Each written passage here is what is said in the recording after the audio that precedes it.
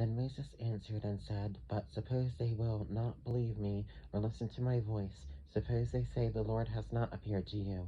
So the Lord said to him, What is that in your hand? He said, A rod. And he said, Cast it on the ground. So he cast it on the ground, and it became a serpent, and Moses fled from it. Moses fled from it. Then the Lord said to Moses, Reach out your hand and take it by the tail. And he reached out his hand and caught it, and it became a rod in his hand.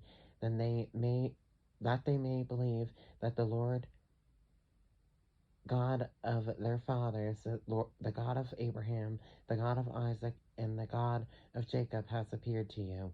Furthermore, the Lord said to him, Now put your hand in your bosom. And he put his hand in his bosom, and when he took it out, behold, his hand was leprous like snow. And he said, Put your hand in your bosom again. So he put his hand in his bosom again, and drew it out of his bosom, and behold, it was restored like his other flesh. Then it will be, if they do not believe you, nor heed the message of the first sign, that they may believe the message of the latter sign.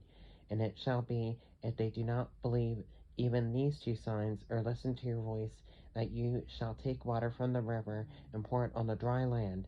The water which you take from the river will become blood on the dry land.